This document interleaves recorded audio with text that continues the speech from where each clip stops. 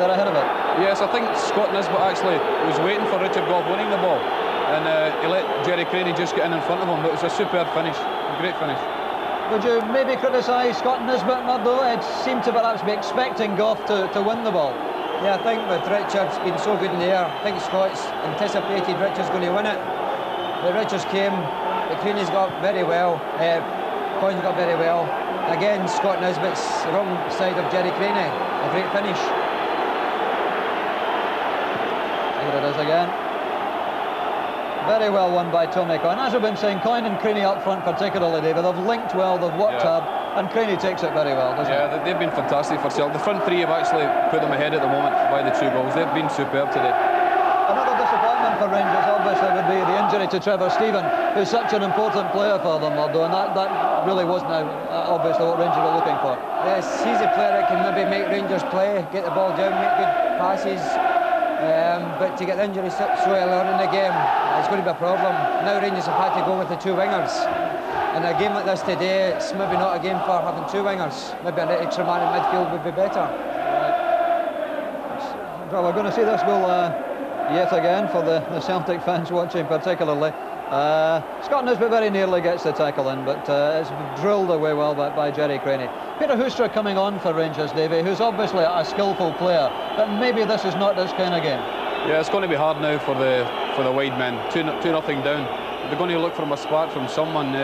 Mark Walters, I think, is the man they should try and get into the game. He's the guy that can get to the byline and get something across, or maybe Mark Haitley. But it's an uphill struggle for them now. If we take a look at the circumstances of Stephen's injury, in fact, it seemed almost to be self-inflicted, Mud. I think he just seemed to catch his foot in the turf as he went down. There really wasn't very much contact, was there? Yeah, he slid in here to make the tackle here, and he's caught his knee in the ground, his left knee in the ground, and stretched with his right leg. So I don't really know what the injury is, but it looks quite a serious one. Yes, he seemed to be in a lot of pain. It might knee ligaments or something like that, Davy. Yeah, well, hopefully it's nothing as bad as that, but it certainly took a bad one there. Paddy Bonner, you said before the game, Murdo, was obviously an important man. He's gone something like, 6 hours or something without losing a goal in the Cup. Today, he's had a couple of little shaky moments, though, when he has been under pressure, hasn't he? Yeah, there was a couple of cross balls. Packies came out and not get punched it away as far as he would like to have. This one here. Good cross in. Again, he caught it, and I think he's bumped against his own player, though. He's a wee bit unfortunate. But again, he's not been put under too much pressure today, so he's got to be concentrate. Yeah, he's hit somebody there. Difficult day for goalkeepers, of course, Davy, isn't it? With that swirling wind as well. Yeah, the wind makes it hard for anybody playing today. But this is what Rangers have got to do now, try and get Mark Walters to the byline. And I see that as their only chance of getting back into it. They've looked after the aerial threat of Mark Haitley very well, Celtic. Yes, Paul Elliott's been fantastic in the air. He hasn't lost a ball all day. I think he's been a real reason why they're ahead at the moment. Apart from the 3 strikers, they've been the best men in the park. Tommy Coyne had a second chance very near the end of the half. Again, it came from a run on the right wing, Murdo, and Tommy Coyne just hooked this one over the bar in the end. Yeah, again a great run by Joe Miller here, right into the box. Well saved by Chris Woods. I think the ball just bounced too high for Tommy. A wee bit unfortunate. But again, they've always been there in the right positions, the Celtic strikers. Maybe a little disappointment for Rangers too, David. There's not very much coming from midfield. They're definitely losing the battle in that area, aren't they? Yes, they are. Paul McStay and John Collins have played very well. They're just not letting Rangers back into the game at the moment, and they're finding it very difficult. First 15 minutes they'll have to try and get something back if they're going to have any chance at all. Yes, the opening stages of the second half shaping up as being very important, particularly after that second goal, of course, scored by Celtic with just something like 8 minutes left in the first half. And you've got to feel sorry for Terry Hurlock, baby, haven't you? Yeah, there's nothing you can do there. Chris Woods as well. The ball was a good shot, but Chris Woods would have got that comfortably. Terry Hurlock just put his right foot up to try and block it, and it skimmed off his boot and over his head into the net. Nothing he could do about that. In that defensive position, Murdo, you're really on a loser, aren't you? Because you obviously, the instinct is to try to block the ball, and there's no way of knowing that your keeper's got it covered, really, is there? When you're 18 yards out and you stick your leg up, you think hopefully you'll just knock the ball away. The ball's been travelling so quickly, just deflected off him, and Chris has got no chance at all. Here it is again. Great strike though. That's a good thing.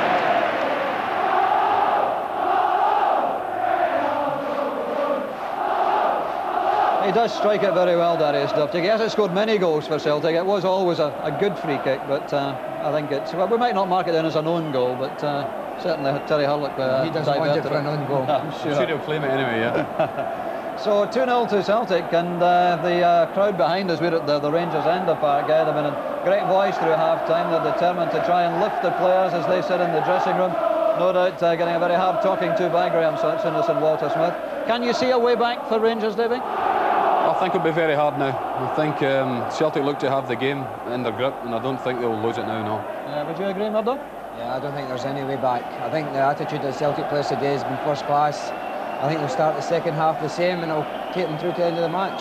The first 15 minutes important, though, I presume. Yeah, obviously, I think Graham Souness will be telling his players to try and get a goal early on this half. If they get a goal early on, it could panic a few of the Celtic players, put them under pressure. But I think, again, Celtic back four's played so well. It doesn't look as though Rangers are going to score today. Well, there we are. That's the feelings of Davy and Murdo down here in our studio, and whatever, we're in for another engrossing 45 minutes of cup football, that's for sure. Celtic go leading 2-0. Let's go back out and join our commentary team, Alex McLeish and Jock Brown. Thank you, Dougie. Yes, a tremendous atmosphere inside the stadium. These Celtic supporters really savouring every moment of this occasion, and they will be mindful too of the fact that Celtic defensively are on a magnificent run. They've lost only one goal in the last 9 matches. I think that was scored, in fact, by Davy Cooper, if he recalls that. He may be able to confirm he scored for Motherwell in a 1-1 draw. But apart from that, they have gone 6 games since then without dropping a goal. And Pat Bonner has now gone 791 minutes of cup football since he last lost a Scottish Cup goal. And that was scored way back last season by Craig Brewster of Forfar in a third-round tie. So when you add all that together, Alec, it looks as though Rangers really have a monumental task. Yeah, well, you look at the game and you say, can Rangers change things to get back into the game? What can they do? But it just seems that I don't think that they can do anything, because Celtic are just so much on top of their game. Their confidence is sky high, and I just don't see any way past Celtic now. Now, what impact do you think, Alec, could the interval have on this? We just said before half-time that Celtic really wouldn't want the game to stop. Things are going so much their way. You've played many times in teams dominating a first half. Is there a possibility that the impetus goes during this 10-minute interval? Well, Celtic may come out and start knocking the ball about, maybe want to keep the ball, and that might be dangerous because it's alien to the way that Celtic play. But I'm sure that Billy McNeil will drum that into his troops, and Celtic will come out just as determined as they were in the first half. It looks as if it's going to be their day. Well, the start of this second half really is going to be fascinating.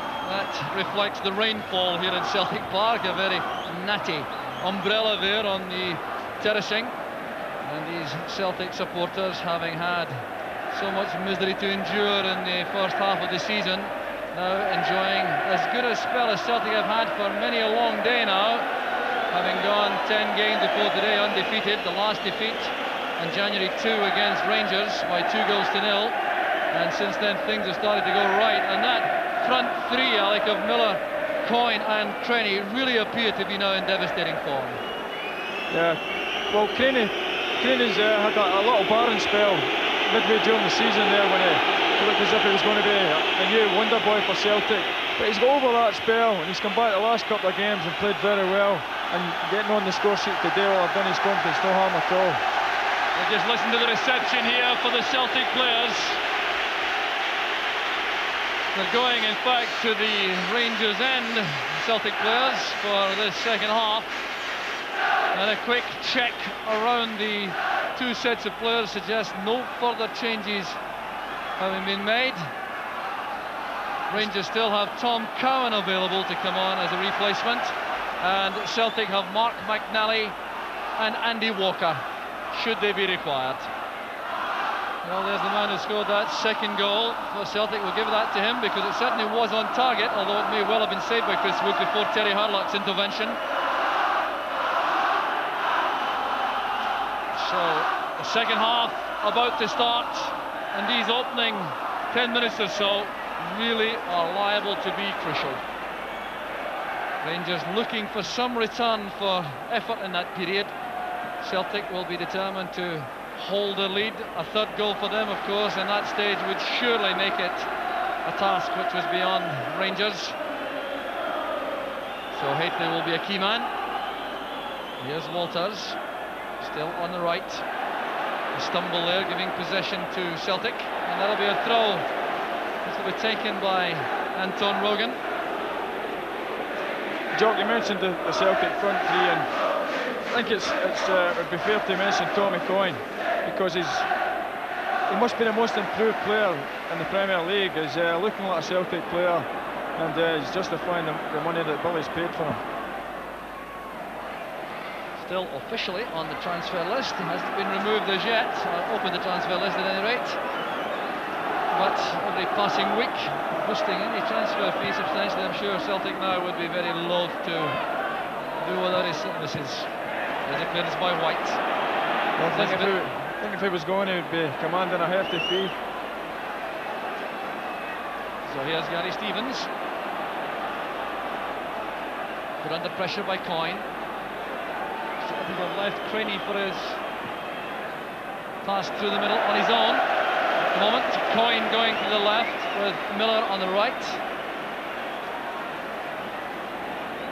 There are some indications there that Celtic are tying things up a little. There's Graham Souness looking extremely pensive, as you would expect, beside John Gregg. David Murray, the chairman, behind. But there are indications, it would appear, Alec, that Celtic are just tying things up a little for this opening spell. Well, they've come out and they're still chasing the game. They're still chasing the Rangers players and putting them under pressure, just the way they did in the first half.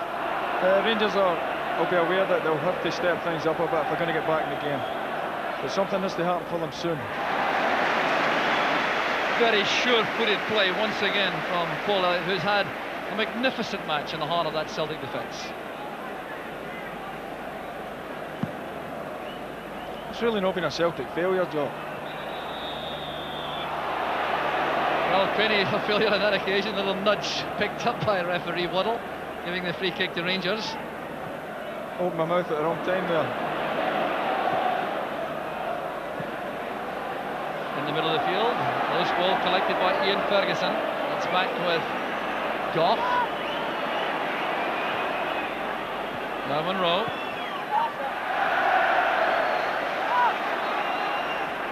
Throw taken quickly by Houster. There was a deflection giving Rangers that throw. Well, a correction made by referee Waddle. He now thinks it was a Celtic throw.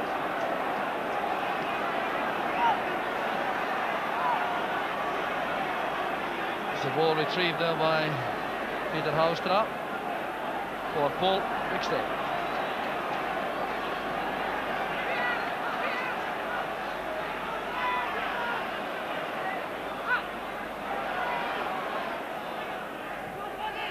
Coyne trying to help that on for Craney. Elliott again doing well against Haitley. These two players, of course, Elliott and Haitley, have sampled Italian First Division football. Haitley with AC Milan, Elliott with Pisa. There's Goff. Now Monroe.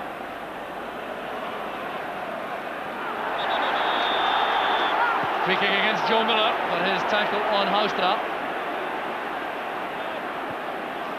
So the big men go into the box for Rangers.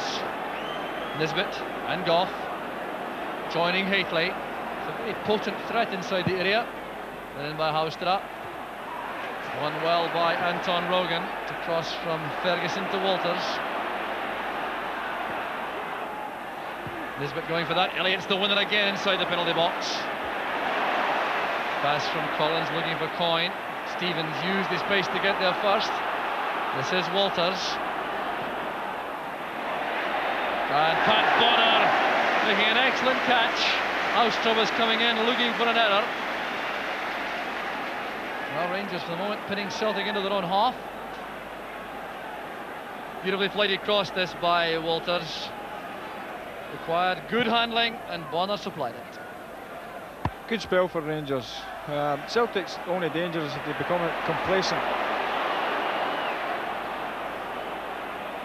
It's good play by McStay. The layoff came from Craney. There's Grant. Well, that was intended for Tommy Coyne, who'd come off the left flank to join Craney through the middle. Grant didn't realise that.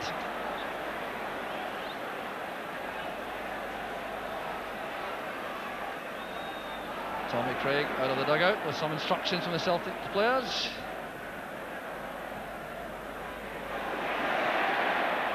It's well taken down by Craney. Needs some help. He did well to win the corner though. Craney, I think, is quite happy about that. That was a major ambition of his to score in an Old Firm match, and he succeeded after only 6 minutes this afternoon with the opening goal.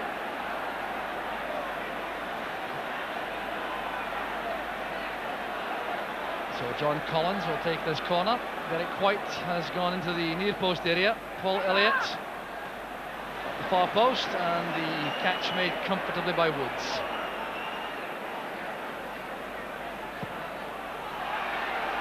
Catley is onside. That's for Houstra. Great chance here for Rangers. Well, he appeared to touch the ball with his right foot before he let fly with the left. That's what made the shot look so bad. But Hateley certainly set up an excellent opportunity here for Rangers. So badly sliced wide of the target by Houstra. That could have made a big difference. Yeah, well, it looked as if the Celtic defence tried to play Mark Gately offside there from Chris Wood's kick out. They just get their timing a wee bit wrong, and they have to be careful that they don't fall into that sort of trap.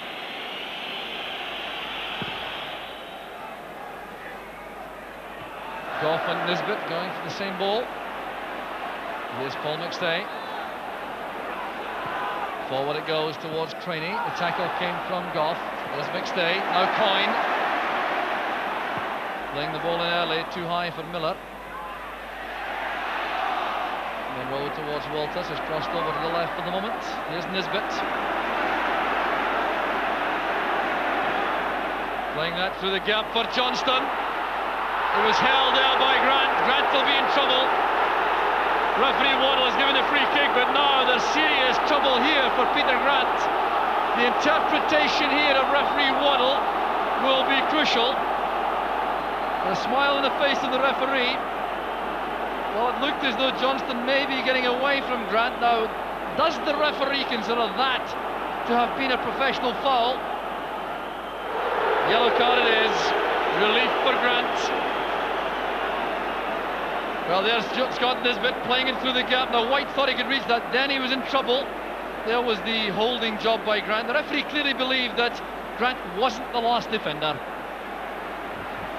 Yeah, I think he still had the last defender to get by, Joe, but now Ian Ferguson lining up this free kick. He has tremendous power in his right boot. Charged down by Grant, and Grant is now in there, very serious trouble.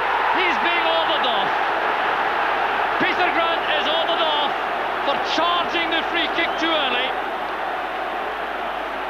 Paul McStay protesting vehemently to the referee. But it's Peter Grant who will take no further part in the match. The second ordering off of the season. He was ordered off against Hibs on the 5th of January. We'll see how this happened. It came from the free kick, which Ian Ferguson went to take. There's Grant, number 4, on the edge of the wall. He's already off his mark. And there is the breach of the rules, which has resulted in the early departure for Grant. And that free kick deflected for a corner kick. Well, referee Waddle clearly was in something of a dilemma. It would appear about the first offence, and then took that opportunity to order Grant from the field. Headed away there by Coyne. Now that certainly gives Rangers a bit of a lift. They're now against 10 men, but Celtic are harbouring a great sense of injustice about that ordering off. Certainly no question that the free kick was entitled to be retaken, but controversy without question. Rangers now keeping the pressure on. Here's Richard Goff. Over to the far post it goes. Walters gets up well. This is Craney playing the long ball forward. Well, a controversial moment, Alec. The man charging the free kick. Yeah, it seems a shame that he should be ordered off for that offence. I think it was just a matter of being a bit too anxious to get things going again. Up goes Elliott. Pushing by Hateley. Well, this involves some rethinking among the Celtic players about how to cope with this position, and Tommy Craig is already offering instructions from the bench. He's waved Jerry Craney across, pushing Joe Miller forward. It looks as though Celtic are going to play with Miller and Craney up front, Coyne perhaps withdrawing to a midfield role to make up for the absence of Grant. I think Peter Grant was just a wee bit anxious that Rangers might score off the free kick that he gave away in the edge of the box, and that was possibly why he reacted so quickly to charging it. Hurlett lofts it forward. Dub check with Houstra. There is Hateley, and the clearance came from White. Monroe playing it in. Dubček remaining very cool inside his own penalty box in these horrid circumstances. Well, if you've just joined us, Celtic lead by 2-0. We're 11 or 12 minutes into the second half. Peter Grant has been ordered off, and Trevor Steven was carried off inside the first 15 minutes. So there's been no lack of incident or action in this match. There's the scoreline confirming the goals scored by Jerry Craney and Darius Dubček for Celtic in the first half. That was a wee bit harsh decision, Joe. Rangers have suffered with injuries on the day that they've lost Nigel Spackman, Trevor Steven early, Alan McCoist. Seems as if he's probably got an injury, and it hasn't helped. And I don't think that Ian Ferguson is back to full fitness yet, or in fact Stuart Monroe. So Rangers have been forced to make changes where perhaps they didn't want to. Stuart Monroe, in fact, played his last first-team game on the 5th of January, so he's had a long layoff. Hurlett plays it back. This is Nisbet. Eric White's clearance. Well, the pattern of the game has undoubtedly been changed by that ordering off for Peter Grant. Rogan lofting it forward. And Woods in two minds there. Out of his penalty area. Looked as though he was going to lash the ball clear and then try to control it. Good play by Miller. He's been fouled. And that's a free kick to Celtic. Well, in ordinary circumstances, Celtic may have preferred the advantage rule, but with only Tommy Coyne inside the penalty box, I reckon he'll settle for that free kick.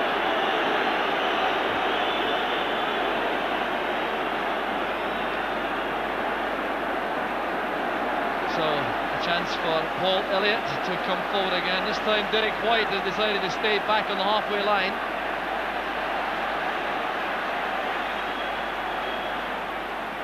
Miller plays it in. Up goes Craney! That was a magnificent chance for Celtic. Well, Jerry Craney, I reckon, when he sees it again, will consider he should have hit the target with this. No challenge to him as he made the header.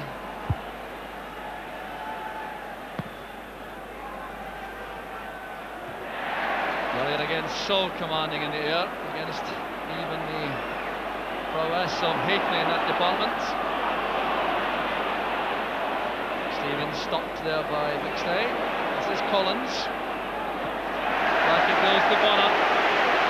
Well, Celtic also have the possibility of bringing Mark McNally on to play in exactly the same role which Grant was occupying, perhaps at the expense of a striker. It will be interesting to see how Billy McNeill and Tommy Craig sort this out.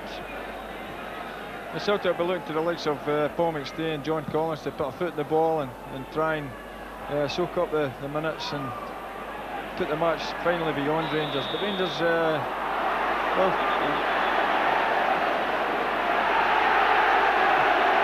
the incident well, exchange of pleasantries there involving Ian Ferguson, Maurice Johnston and Paul McStay. McStay certainly was firm on that tackle on Johnston after the free kick had been given. It's difficult to keep track here. These the tackles flying in here. Incident-packed game.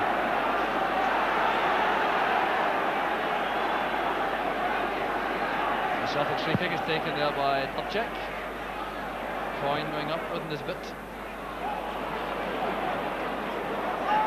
Joe Miller, back it goes to Dubček again.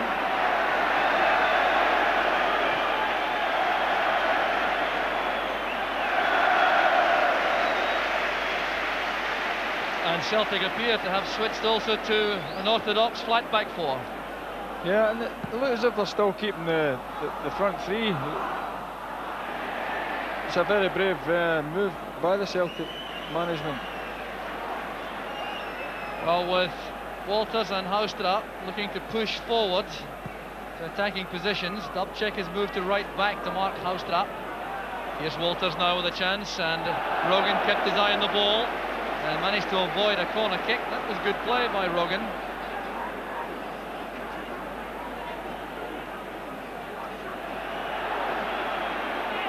Walters thought he had a corner kick. He's been corrected by the linesman. So Gary Stevens has a chance for this long throw. Hateley coming across to provide a target. Turned away there by Elliott, off Hateley. So a goal kick to Celtic. Well, very interesting tactically now with Celtic switching to that back four. Dubček doing so well as sweeper in the first half, but now at right back with Elliott, White and Rogan in the back four. McStay and Collins in the middle there with that front three. It is indeed very brave, Alec. Yes, John Collins and Paul McStay are stuck firmly right in the middle of the pitch. There's no width at all, and you would think Rangers would probably try and, if they're going to get any joy, try and get people down the flanks. Well, perhaps that's why Celtic have pushed Rogan and Dubček back to fullback to look after Walters and Houstra. Johnston has been withdrawn rather by Rangers to play just behind what is now a front three of Walters, Hateley and Houstra. So Johnston were looking to make an impact in the match on that withdrawn role. Once again, Tommy Coyne causing some difficulties there for Richard Gough in the air, just as he did when he set up the opening goal for Jerry Craney. Elliott will not be denied in the air for Celtic. And there's a backlash by Hurlock. Hurlock's in trouble. He's clearly going to be ordered off. There can be no other outcome. He lashed out there after the ball had gone. And Terry Hurlock looking there. It's the right hand pocket. There's a red card for Terry Hurlock. The victim was Tommy Coyne. An act of complete folly by Hurlock, right in front of the referee's eyes. And Terry Hurlock makes the long, lonely walk to the dressing room, going past the Rangers dugout there. Walter Smith gazes out without making any reference to Hurlock. So here was Hurlock. The challenge came in from Coyne. Hurlock didn't appreciate it, and then you'll see him lashing out there with the right arm. That's why he was ordered off, and really, I think the referee had no option at all. No, I don't think he had any option. A bit of a crazy thing to do for Terry. I mean, I've been saying about him in recent weeks that if he takes a knock, he just gets up and gets on with it. But he reacted badly there, and possibly just the way the game's gone against Rangers, that's why he did react the way he did. Well, now it's Walter Smith's turn to be on his feet there on the track. He's going to have to adjust further the Rangers' tactics, and what he has done is pull Maurice Johnston back right into midfield. He's beside Ian Ferguson now, and the role vacated by Terry Hurlock, so Johnston playing even deeper now for Rangers. Good layoff there from Hateley. Here's Walters trying to set himself for a shot. It's fine play by Walters, and Bonner on his 6-yard line to cut down the angle. Well, Walters certainly was patient, he was skillful, looking up there and hitting that quite firmly, but Bonner cut down the angle to make it look easy. Rangers are going to need more inspirational stuff from Mark Walters if they're going to get anything from the game. They're running out of time, and it's getting beyond them at this stage. Well, that ordering off coming 18 minutes into the second half, evening things out. There's Johnston. That's a good pass for Stevens. A long ball through the middle. Bonner well off his line. Well, there's been so much action in this Old Firm game. It's hard to imagine what it would be like if Rangers were able to get a goal back and set up a really titanic finish. It really would be a sight to behold. But Celtic determined to avoid that. They are digging in very hard indeed. They were clearly concerned about the fact that they lost Peter Grant all in all. And now they have the problem, to some extent solved by the departure of Terry Hurlock.